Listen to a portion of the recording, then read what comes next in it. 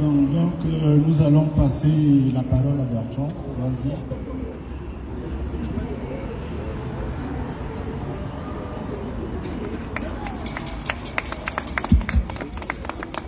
Mes frères et sœurs du Trocadéro, Mbolani. Bolo.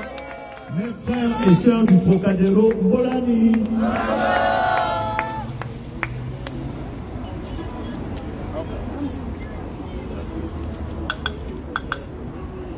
Je suis votre frère, Bertrand Zibabara, mon habitant Yabourengas, mon connaissable Yamoumou, que vous appelez affectueusement le Nyamoro, l'Ivunda, le Jim, le Dobaba, l'As des As, certains m'appellent Zambe. Je suis honoré de me retrouver parmi vous aujourd'hui. À l'entame de cette cérémonie, j'ai fait couler quelques larmes, mais qui sortaient du plus profond de moi-même. Je voudrais qu'ensemble, avant que je ne continue mon propos, nous observions une minute de silence en la mémoire des martyrs du 31 août 2016, en la mémoire de ceux qui sont morts en prison lorsque l'on nous torturait, mais surtout en la mémoire d'un grand homme, un homme qui a tout donné.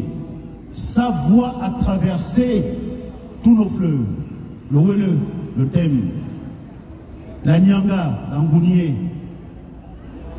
Je vous demande respectueusement de respecter la mémoire de Maître Fabien Méru.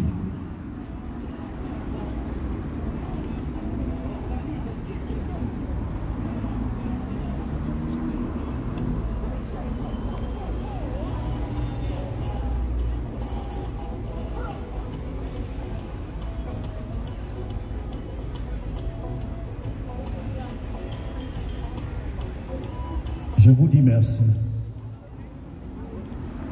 Je me retrouve devant vous ce 10 décembre 2022 et je n'ai qu'un seul mot qui semble petit mais qui exprime tout. C'est merci. Merci parce que je vous dois ma vie. Merci parce que sans vous, je ne serais plus de ce monde. Chaque fois que l'un d'entre vous a fait un post ou a liké ou est allé où vous êtes allé pour certains, vous avez fait le tour du monde pour réclamer notre victoire, la victoire du peuple, celle que nous avons offerte à Jean-Ping, que je vous demande d'applaudir très fort. Oui, mes frères et sœurs, le président du Gabon, c'est Jean-Ping. Le président du Gabon, sans équivoque aucune, c'est Jean-Ping. Qui, lors de l'élection de août 2016, a été plébiscité dans les urnes. Jean-Ping a remporté cette élection avec plus de 60%. En Afrique, ça n'existe presque nulle part ailleurs. Cette élection ne souffre d'aucune contestation. Le peuple souverain a voté Jean-Ping. Au soir du 31, pour faire court, l'innommable s'est produit. Le QG du candidat devenu président a été sauvagement bombardé. J'étais dans le QG.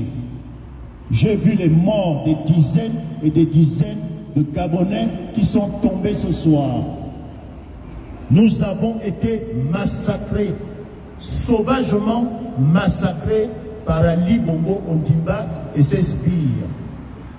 C'est suite à ce massacre qu'Ali Bongo Ondimba et ses sbires se sont installés au palais de la présidence de la République du Gabon. Ça, c'est une vérité que personne au monde ne pourra et ne doit jamais remettre en cause. Alors une fois de plus, Jean Ping, Président, Jean Ping, Président, Jean Ping, Président, que cela soit clair dans l'esprit de tout le monde. J'ai été arrêté le 1er septembre 2016, après la grande nuit de bombardement. Immédiatement, j'ai été menotté, cagoulé, mis dans un pick-up et les coups ont commencé dans le pick-up. J'ai reçu 4 coups de crosse de fusil. Ils m'ont emmené direction la présidence de la République. Mais un coup de circonstance a fait en sorte que nous n'entrions pas dans la présidence, mais ils m'ont emmené à la DGR. Et à la DGR, ils m'ont mis dans une fosse septique. J'ai été gardé dans une fosse septique pendant 3 jours. Des excréments au niveau de ma poitrine. Et j'ai été donné pour mort. Si vous ne vous êtes pas levé, si le peuple gabonais ne s'était pas levé, l'ambassade des États-Unis et le reste, je serais enseveli dans cette fosse septique. Après la fosse septique, comme le monde entier puisait et vous étiez vent debout, ils m'ont fait sortir de cette fosse septique. J'ai été déféré au tribunal de Libreville le 13 septembre 2016. Arrivé à la prison centrale de Libreville, les tortures ont immédiatement commencé. J'ai été sauvagement torturé 1 mois après mon arrivée à la prison centrale de Libreville. Parce qu'un de nos frères, il faut nommer, et c'est ma particularité, afin que chacun puisse vérifier la véracité de mes propos. Karl Mindoumi Nzamba, alias Kekol, a passé un coup de fil de la prison centrale de Libreville à son frère et ami Frank Ping. Le coup de fil a été intercepté par les services d'écoute de la présidence de la République. Alors, ces services d'écoute ont su et compris qu'il y avait un téléphone en détention. Mais pour la petite histoire, toutes les prisons du monde ont des téléphones, celles de Gros Bouquet également. J'étais un nouveau prisonnier. Karl Mindou l'était encore moins que moi, il ne venait que d'arriver. Le téléphone appartenait à d'anciens bagnards. Ils sont arrivés, les services spéciaux de la présidence de la République, accompagnés du directeur de l'époque et du commandant en chef de l'époque. L'ordre venait de très haut d'Ali Bongo Ndimba. Karl Mindou a été extrait de la cellule. Il a été sauvagement torturé parce qu'il fallait qu'il sorte le téléphone. Mais lui, ne connaissant pas la cachette, quand ils l'ont ramené dans notre cellule où nous nous trouvions, quand j'ai regardé dans les yeux de Karl Mindoumi Nzamba, je n'ai vu que la mort. Et j'ai compris à cet instant que si mon petit frère, qui ne savait pas où se trouvait ce téléphone, retournait avec ces messieurs pour être torturé, il ne reviendrait plus jamais. Je me suis levé. Bertrand Zibabaro, ce n'était pas mon téléphone. Je connaissais la cachette. Je suis allé prendre le téléphone. Je l'ai remis aux services spéciaux. C'est ce qu'il ne fallait pas commettre comme erreur. Parce que tous n'avaient Dieu que sur Bertrand Zibi. Alors ils m'ont pris, ils m'ont emmené. J'ai été sauvagement torturé et j'ai perdu connaissance. J'ai été 2 jours dans le coma et j'ai eu une double fracture de la clavicule. J'ai une double fracture de la clavicule et je reviens des États-Unis. Mes médecins ont dit que c'était un miracle. Parce que généralement, ce qui se passe quand vous faites un accident de voiture, quand il y a un accident de voiture, votre poitrine cogne le volant. Donc elle se fracasse et vous avalez le sang. Mais moi, je l'ai plutôt expectoré. Donc quand je sors du coma, j'ai des caillots de sang dans la bouche que je rejette. Mais en réalité, c'est Dieu. Ça a été la première torture. Et les autres ont suivi. La prison centrale de Libreville a été construite dans les années 58 pour une capacité de 300 détenus. Et nous en étions à 4000. Imaginez-vous la surpopulation. Suite à cette torture, j'ai été envoyé dans un quartier disciplinaire que l'on appelle le CB.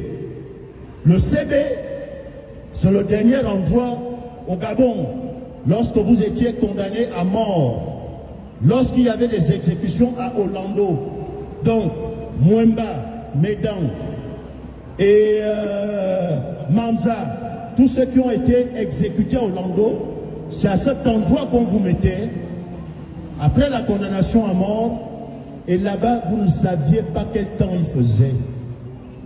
Vous ne connaîtriez plus jamais la lumière du jour. Les murs étaient en béton, comme celui qui est derrière nous, et la dalle pareillement. Le seul habit qui pouvait être porté là-bas, c'était un caleçon ou un slip pour les autres. J'avais un caleçon, je suis resté en caleçon pendant 6 mois. Et vous ne pouviez pas porter un t-shirt parce que la chaleur était caniculaire. Vous portiez un t-shirt, au bout de 10 minutes, vous les sauriez comme s'il était tombé dans notre goué. Alors tout le monde était en slip, en mieux en caleçon pour moi. J'ai passé 6 mois et 3 jours et j'ai perdu 7 co-détenus. La mort rôdait permanemment autour de nous. Je vous parle des faits, pas des ngons, pas de Chakomamba, des faits réels qui se déroulent dans notre prison centrale de Libreville. J'ai perdu 30% de ma vue. L'autre particularité est qu'à la prison centrale de Libreville, on torture sous les pieds. Alors on nous tapait souvent sous les pieds. Mais l'autre chose que vous devrez comprendre est que toute la vie, en réalité, part de sous les pieds. Donc, il m'est prédit, peut-être que je ne marcherai plus à partir de maxi 70 ans. Parce que j'ai fait 6 mois sans l'usage de mes pieds. Je n'ai pas marché pendant 3 mois, excusez-moi, 3 mois. Parce que je ne pouvais pas mettre mes pieds au sol. C'est un miracle que je puisse aujourd'hui courir et dandiner. Gloire à Dieu. Gloire soit rendue à Dieu. Amen. Amen. Après cette première torture et ce passage au CB, ils m'ont sorti, mais pour m'envoyer ailleurs. Et là, ils m'ont envoyé au CA. Le CA, c'est un quartier de la prison centrale qui existe toujours. Si vous avez des parents matons ou prisonniers, posez-leur la question. C'est le quartier où se trouvent les malades mentaux, les fous. Exactement comme ceux que vous voyez déambuler dans nos rues, totalement nus, sans habits, mais fous, qui seraient peut-être même refusés dans un asile psychiatrique. J'y ai vécu 4 ans et 3 mois au CA parmi les fous.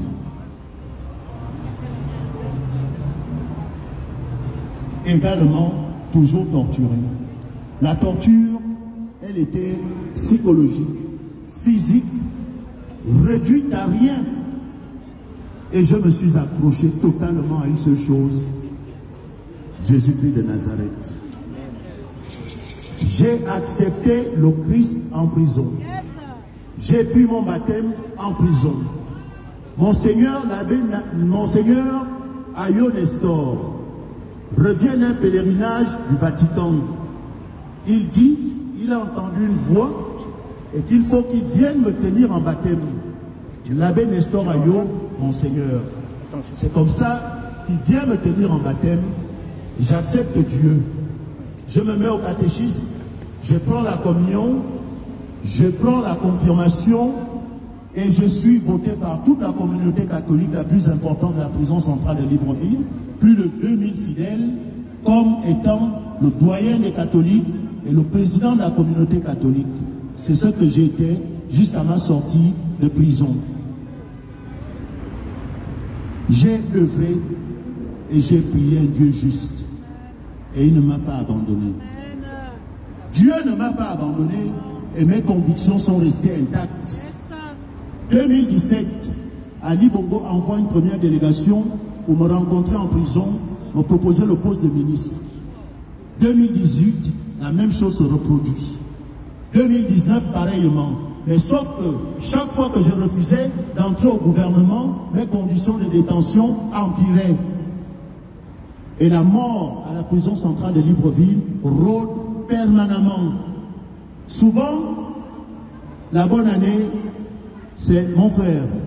Bonne année à Kiba. On a revu le jour, c'est bon. C'est ça la bonne année. 1 an passe, 2 ans passent. Mon frère, Akiba, Dieu nous a fait grâce.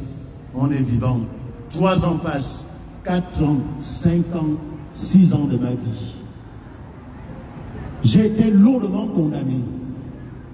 Une arme a été dissimulée dans mon chantier, retrouvée par des agents des services spéciaux, eux-mêmes qui l'avaient mise.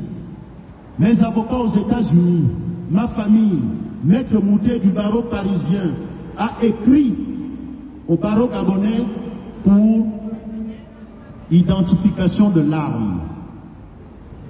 Finalement, au tribunal, ce n'était plus la même arme. Ils ont emmené un fusil d'oiseau. Il n'y avait plus la Kalachnikov trouvée chez moi. Il n'y avait plus de balles et il n'y avait plus de chargeur. C'était une arme d'oiseau qui a été présentée à la stupéfaction de tout le peuple gabonais qui était là et des gens qui arrivaient au tribunal depuis 6 heures du matin.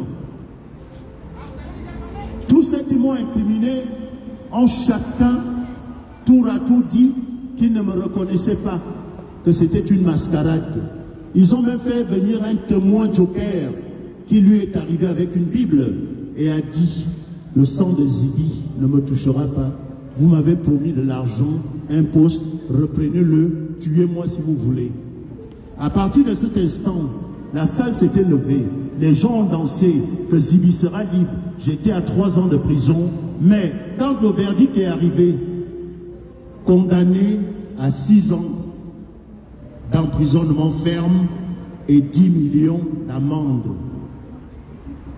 Il y a eu des évanouis dans la salle, un deuil presque national, et j'ai purgé l'entièreté de ma peine. J'ai passé jour pour jour 6 ans de ma vie dans des conditions innommables. J'ai payé à la société les 10 millions d'amende. Je verse à Maître Bongo Mavungu chaque mois 1 million de francs sur un mémorandum pour une fausse accusation. Je suis debout grâce à vous. Je ne dois une chose qu'à vous, ma vie, à personne d'autre. À 3 mois de ma libération de prison, après ma condamnation, je suis allé en appel. C'est le droit qui me le donne. En appel, la confirmation a été condamnée. Confirmée. Condamné à 6 ans et 10 millions d'amende. Je suis allé en cassation. C'est les Gabonais, poussés par l'Esprit Saint, travaillant au tribunal, qui se vont dire à mes avocats: dites à Zibi de retirer la cassation. J'ai refusé de retirer la cassation pendant 1 semaine. Ils sont revenus, ils ont dit: attention, plusieurs centaines de millions vont tomber au tribunal. La cassation, à une date précise, jugera Bertrand Zibi et elle rendra à un autre tribunal, parce que l'objectif est de le maintenir en détention jusqu'en 2023 et après 2023. Dites à Zibi de retirer la cassation. C'est une question de vie ou de mort. Nous, magistrats, ne voulons pas porter ce fardeau. Il est trop lourd pour nous dorénavant. Trop lourd pour nous. C'est ainsi que j'ai retiré la cassation. Et même là, pour la retirer, Ça a été un chemin de croix. Mais nous l'avons quand même retiré. Donc, à partir de cet instant où la cassation a été retirée, plus rien ne me retenait. Parce que la cassation, c'est le condamné lui-même qui la demande. S'il la retire, le tribunal fait un jugement de référé et une ordonnance est donnée. C'est cette ordonnance qui m'a été donnée, que RFI a publiée. Vous pouvez la retrouver sur Internet. Elle existe. Je suis donc sorti de la cassation. À 3 mois de ma sortie de prison, il n'avait plus rien contre moi. Et Ali Bongo Ondimba a envoyé le général Brice Oligui. Le général Brice Oligui est arrivé à la prison centrale de Libreville avec toute son escorte de GP1, armé jusqu'aux dents. J'ai été extrait de ma cellule par le directeur de la prison centrale de Libreville. Nous sommes allés rencontrer le général Oligui dans le bureau du commandant en chef de la sécurité pénitentiaire, Effayon Germain. Et la discussion s'est passée dans son bureau. De quoi était-il question? Parce que vous devez le savoir, c'est l'histoire de votre pays. Afin que nul ne l'ignore et que les gens n'inventent pas une histoire. D'où ma particularité, donner les noms, les événements, afin que tout le monde, à la place publique, nous venions débattre. Le général Oligui est venu me proposer, de la part d'Ali Bongo Ondimba, le poste de vice-président de la République du Gabon. Voilà ce qui m'a été proposé. Et en sus, on m'indemnisait les 6 ans passés en prison. Je l'ai religieusement écouté. Pendant 3 heures, le déroulé même de la cérémonie d'investiture de ma vice-présidence de la République. Et après, il s'est agi d'écrire une lettre de remerciement et de pardon à Ali Bongo. Et tout a dérapé. À partir de cet instant, mon sang n'a fait qu'un tour. Et j'ai dit au général Oligui ce que je pensais. Que je n'écrirai jamais cette lettre. Et je ne demanderai jamais pardon. Le lendemain, mon avocat a été convoqué au palais, Maître G, Henri G. Les discussions ont continué. Il fallait que j'accepte. Et quand j'ai compris que les taux se resserraient autour de moi, que je ne sortirais peut-être plus vivant de cette prison, j'ai fait venir ma mère qui m'a mis au monde, qui a été souvent ici avec vous au Trocadéro. Oui. J'ai fait venir mon premier fils. Je leur ai dit, je ne vous reverrai peut-être plus jamais. Je n'aurai peut-être plus la chance de voir Bob le fou. J'ai entendu parler, je ne connaissais pas moi tant. Koza, je ne sais même pas qui il est. Meneval. Koza, voilà. C'est le nom que je connais. Moi, je ne parle plus de lui. Lui et moi, on a des forêts en commun. Sipi est mon frère d'enfance. Nous avons grandi ensemble et tous ces visages radieux. J'ai compris que l'heure de ma mort avait sonné. Je suis catholique pratiquant. Je prie tous les jours, 5 heures de prière. J'ai fait les vêpres, les complices, la messe, les psaumes. J'ai dit la messe et le rosaire. Et c'est en faisant le rosaire un vendredi qu'arrivé au mystère douloureux, Jésus porte la croix, je n'arrivais plus à rien faire. Et une voix m'a dit, va prendre un papier, il faut écrire. Et j'ai écrit mon testament. J'ai écrit mon testament que vous avez certainement lu, que vous avez certainement reçu dans tous les réseaux sociaux. C'était ma part de vérité. Que s'il m'arrivait quelque chose, que vous le dites à mes enfants. Mon histoire est celle du peuple gabonais. Mon histoire est la vôtre. Depuis 2016, vous êtes vent debout. Sous cet hiver, vous êtes debout. Quand le soleil est au zénith, le peuple gabonais est debout. Parce que nous revendiquons notre victoire. Nous avons voté Jean-Ping. J'ai souffert dans ma chair. Je refuse. Et lorsque je suis sorti de prison, Je me suis retourné, ils m'ont sorti de prison à 4 heures du matin. Parce qu'ils avaient peur de votre mobilisation. Peut-être ce jour, tout Libreville devait être là, ou la moitié. Et ils ont eu peur. Parce que quelque chose, ce jour, pouvait certainement se passer.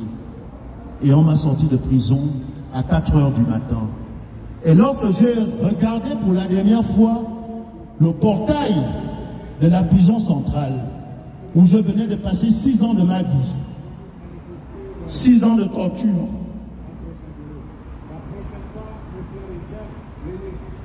j'ai refusé de porter la haine. C'est un trop lourd fardeau pour mes épaules. J'ai refusé de porter une quelconque vengeance. J'ai refusé la rancune. J'ai prôné l'amour. J'ai eu la chance dans ma vie de rencontrer Nelson Mandela à 3 reprises. La dernière fois que je l'ai reçu, qu'il m'a reçu, il m'a offert sa Bible. Il m'a dédicacé sa Bible. Je suis plein d'amour.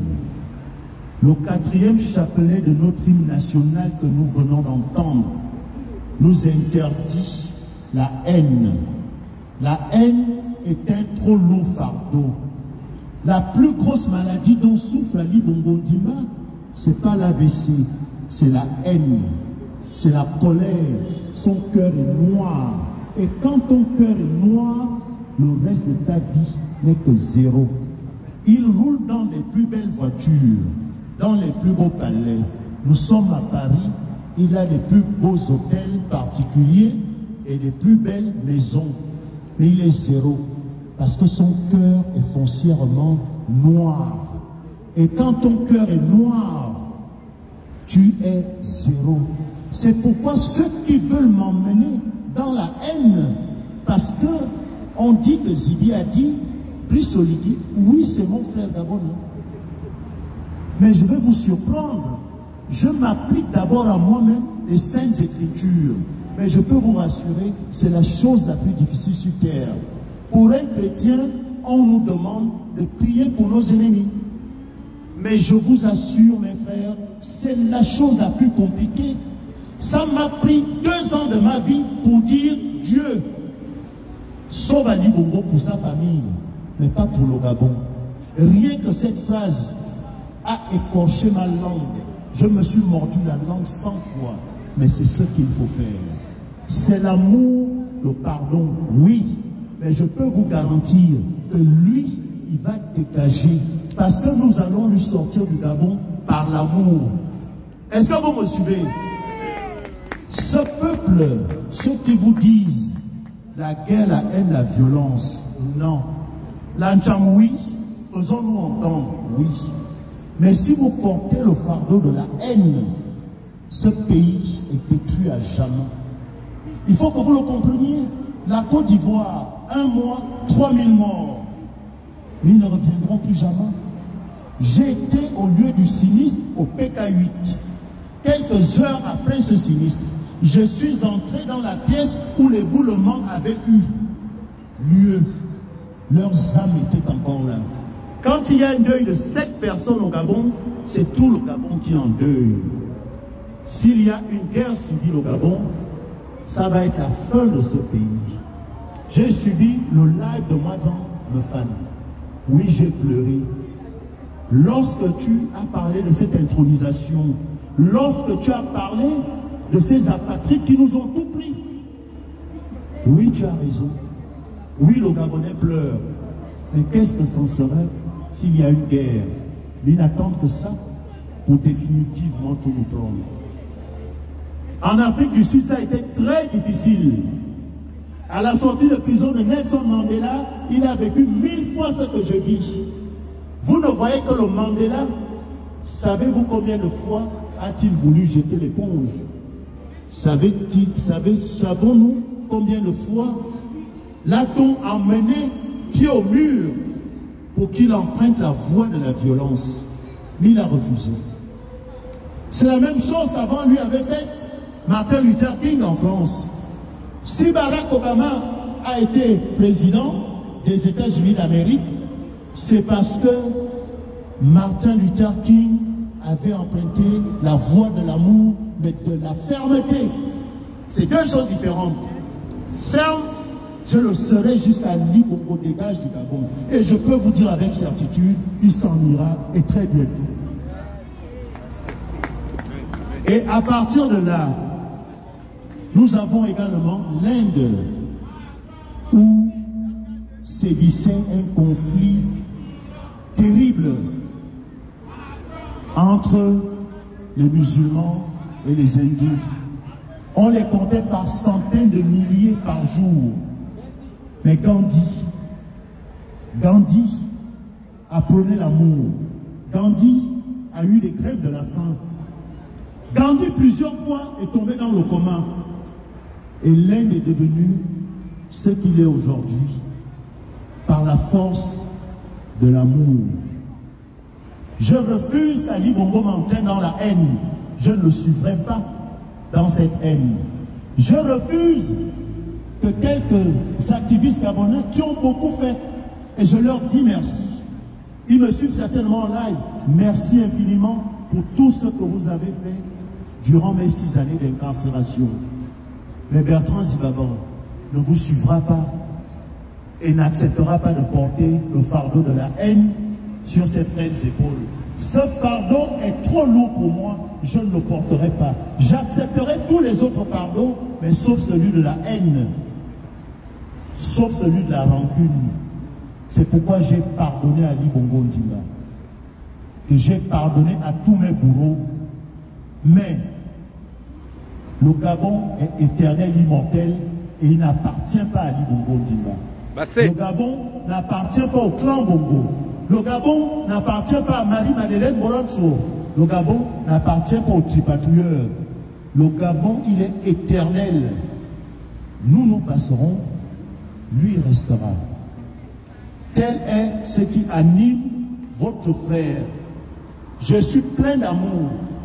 Je suis content de revoir Françoise Kessani.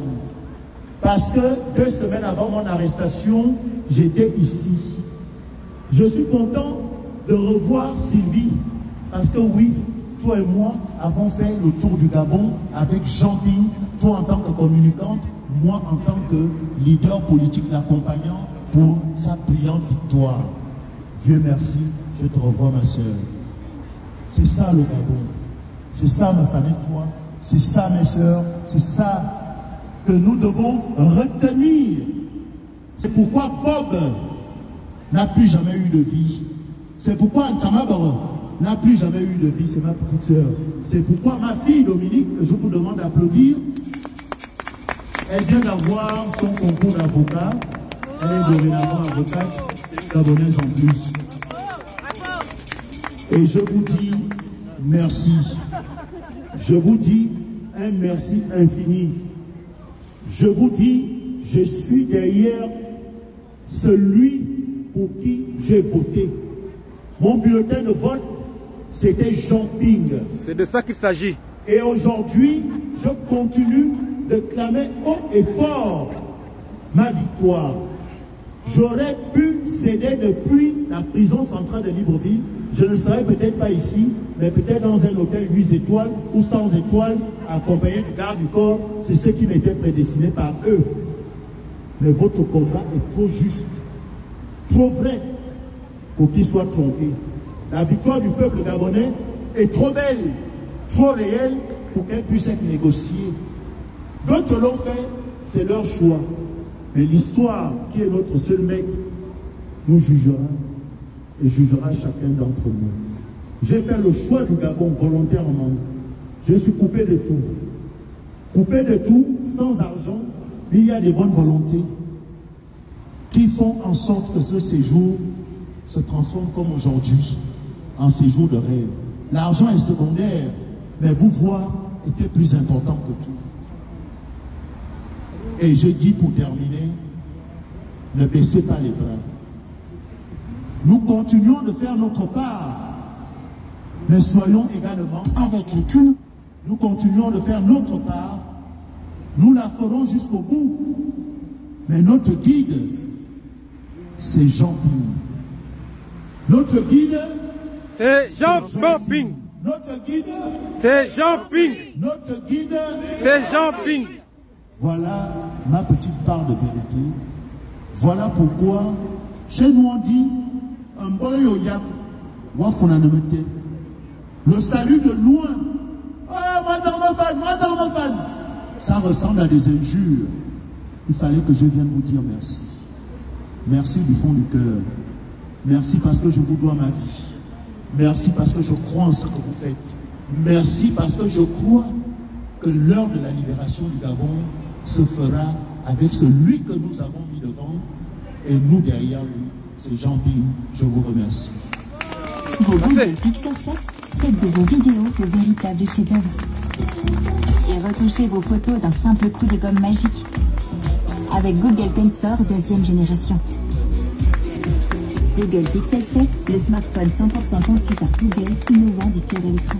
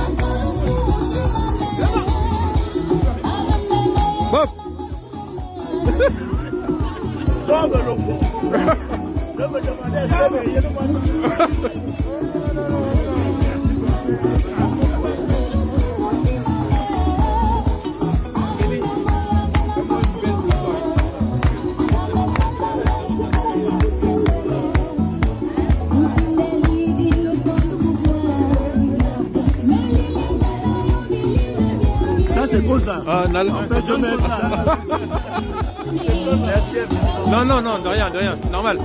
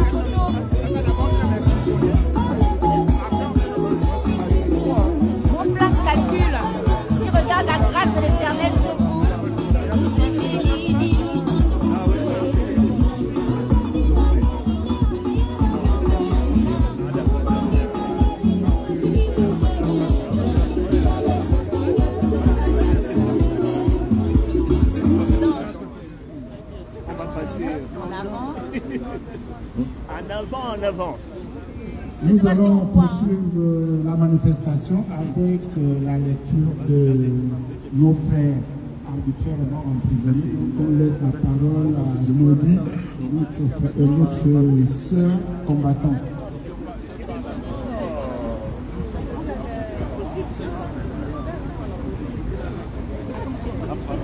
Il y a Nodi qui va parler, donc Nodi, attends, je prends d'abord la photo. Qui est en live?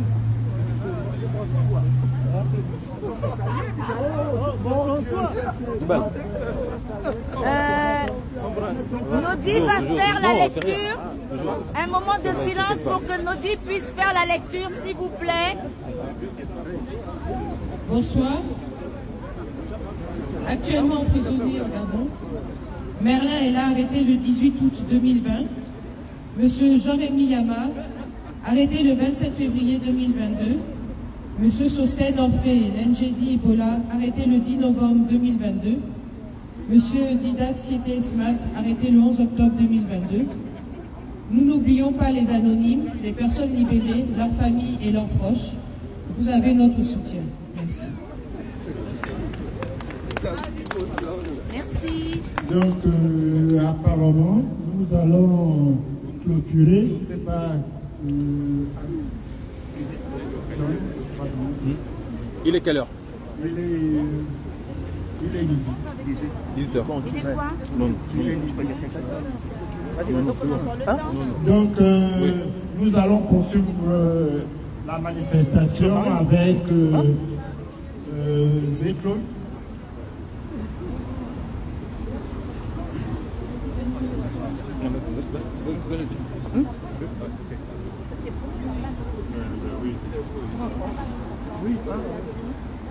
On a vraiment du mal parce que même moi, j'ai du mal, il n'y a pas de lumière. C'est assez émouvant là, de prendre la parole après Bertrand.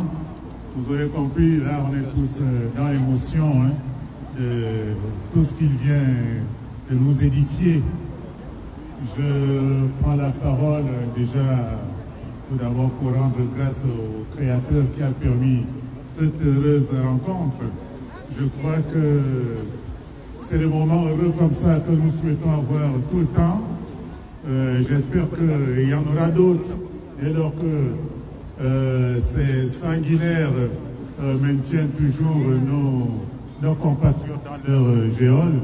Je crois que nous devons toujours continuer de travailler d'arrache-pied pour que nos compatriotes puissent sortir de leur prison, quelles que soient les raisons pour lesquelles ils y ont été introduits. Voilà, Bertrand, je prends la parole après toi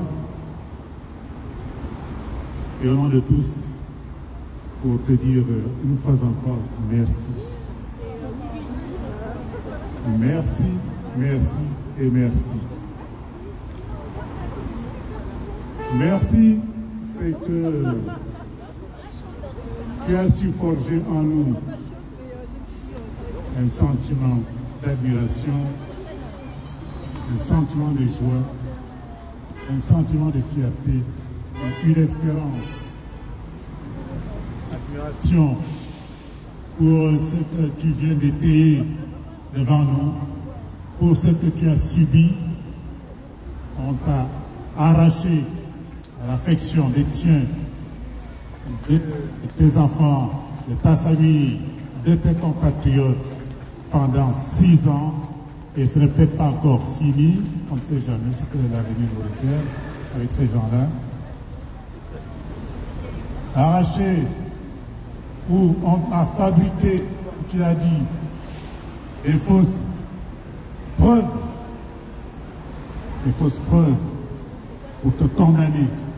Tu as été condamné lourdement, tu as subi, tu as été torturé, tu as été humilié et tu as tenu.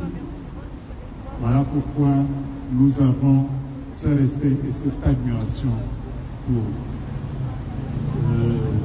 comment dire ça, ce que tu as su dégager comme puissance afin de vaincre le mal que tu as subi. Et c'est une joie, naturellement, puisque là, c'était tellement attendu, on ne l'espérait même plus. On s'est dit non, mais Bertrand, si encore on peut voir sa sépulture, c'était vraiment ce qui nous allumait. Et puis voilà, Dieu a fait le reste. Tu es parmi nous. Tu ne peux pas imaginer la joie que nous éprouvons, que nous ressentons en te voyant ici, sain et sauf, plutôt sauf, parce que sain, on attendra encore quelques temps pour savoir si il n'y a rien d'autre. Voilà. Un sentiment de fierté, de te voir avec tout ce que tu as subi, revenir sur, de confirmer tes convictions qui n'ont pas bougé des youths, parce que d'aucuns ont supputé, ont dit tant de choses, ont craché, ont ravalé leur crachat, ont tout imaginé. Mais tu tiens debout, tu restes fort de tes convictions et tu continues avec nous, ensemble. Alors pourquoi nous sommes fiers de toi. Tu arrives, on va dire que tu es peut-être un monument. Non, tu n'es peut-être pas un monument, plutôt un monument vivant. Ce n'est pas le meuble blanc, mais un monument vivant qui va nous inspirer, qui va nous booster. Voilà pourquoi tu fais aujourd'hui notre fierté et l'espérance. Alors, l'espérance de ce combat, nous y sommes tous, nous sommes engagés, nous avons mis nos tripes, nous y croyons.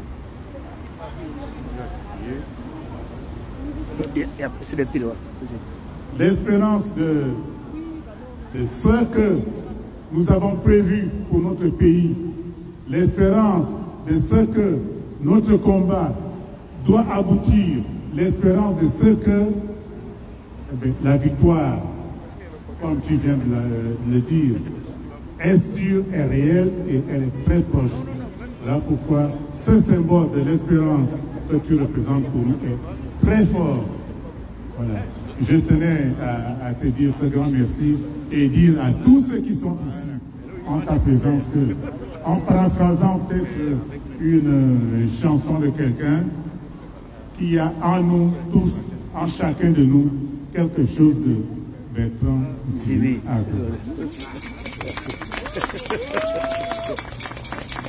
Je voudrais, comme toujours, quand nous sommes ici, adresser un petit mot à nos compatriotes qui sont peut-être dans leurs occupations au Gabon.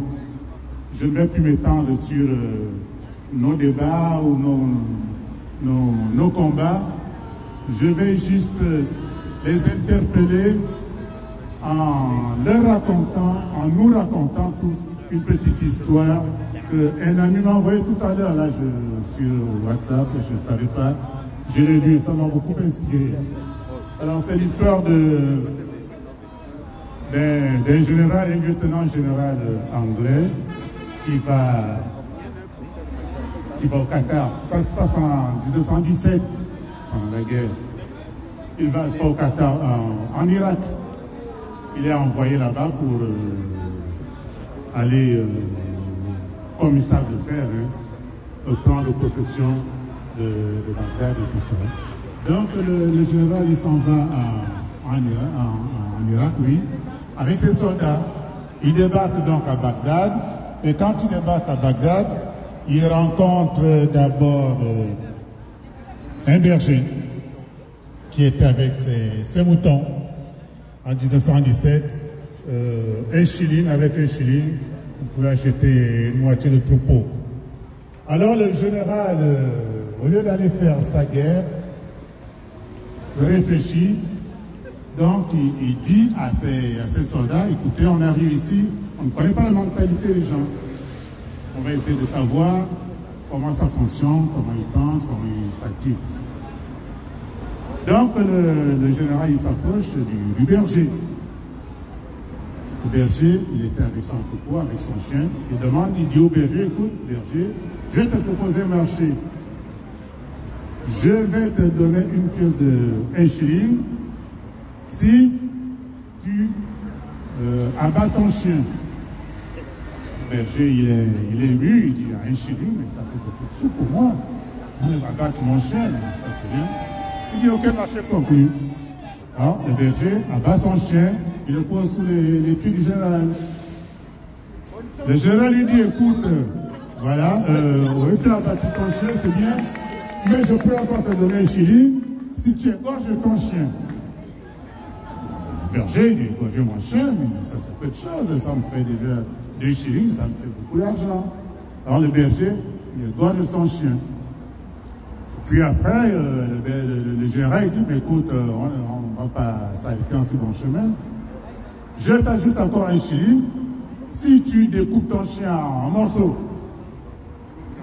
Il dit, mais il n'y a pas de problème, ça me fait 3 shillings, mais je deviens un richissime ici à Bagdad. Donc il découpe son chien. Voilà. Le général dit ok, c'est bien. Et alors, c'est le berger qui dit au général, mais monsieur, si vous voulez, ajoutez encore 1 shilling et je vais manger mon chien. Voilà, c'est. Je pense que là. Bon. Ouais. Tiens. Voilà. D'accord, c'est bon. Voilà l'histoire. Merci. Ok. Nous sommes donc avec ces bergers chez nous qui sont en train de vendre nos terres, qui sont en train de vendre nos habitations, qui sont en train de dilapider nos richesses pour des bouchées de pain. Alors je m'adresse à nous, peuple gabonais. En conscience, voulons-nous être comme ce berger, ou bien il est temps que nous prenions conscience et que nous nous levions pour défendre nos biens, pour défendre nos terres, pour défendre nos enfants, pour défendre notre avenir, pour défendre notre pays, pour défendre nos femmes, pour défendre nos écoles, pour défendre nos hôpitaux, pour défendre tout et tout. Ou bien voulons-nous continuer de rester comme ce berger qui a vendu jusqu'à la honte. Voilà.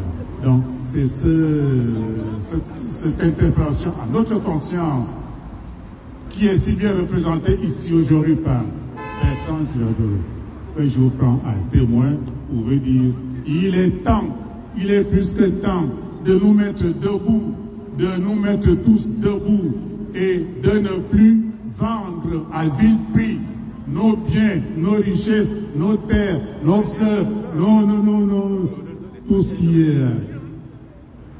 qui est de bien dans notre pays.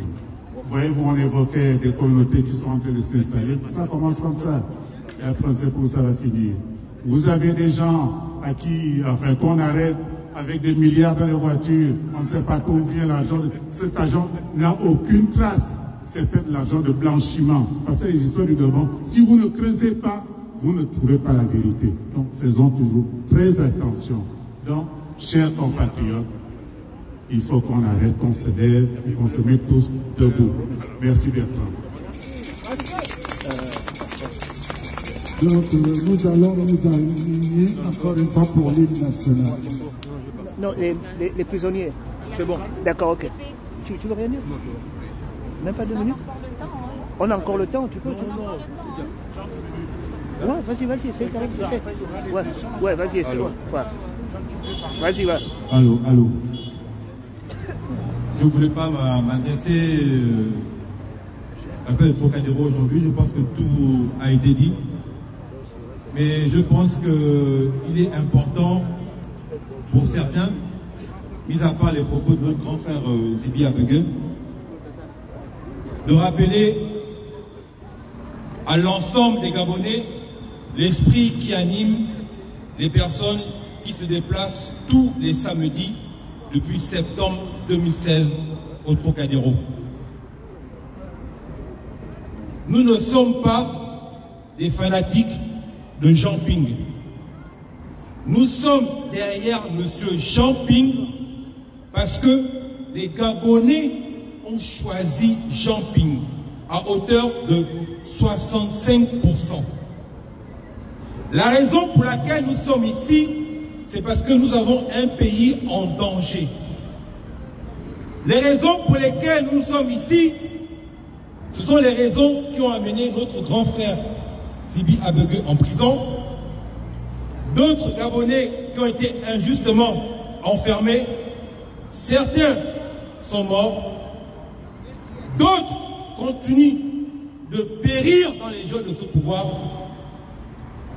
Nous avons Maître Fabien Méré qui a tapissé le Trocadéro depuis 2017 pour s'éteindre en 2021. Christian Remanda, Mwanda Kassa, Hervé Mongo au Gabon, que tout le monde connaît. J'avais ce petit message à vous faire comprendre que nous sommes ici parce que nous avons des convictions et non parce que M. Ping nous donne de l'argent. Le score que M. Ping a fait, si les choses ne changent pas, je dis bien si les choses ne changent pas, il serait impossible à un Gabonais de refaire ce que Ping a fait. Donc l'urgence, c'est maintenant, ce n'est pas après. À bon entendeur, salut. Merci Johnny. Merci, merci. Maman me dit. Célébrez les fêtes comme jamais. Pas de Noël sans Instax. Instax, à prendre et à donner. Choisissez Berocca Unité Défense et sa formule unique. Non, c'est l'hymne national, l'hymne national. C'est pas ça.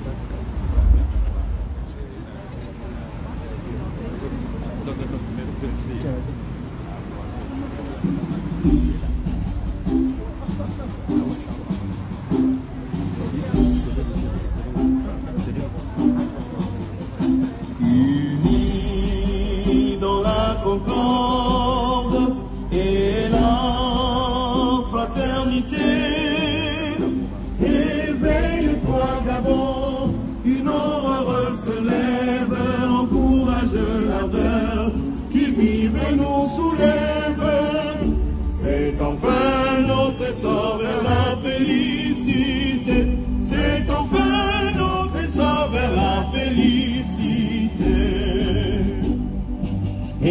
Éblouissant et fier, le jour sublime monte, pourchassant à jamais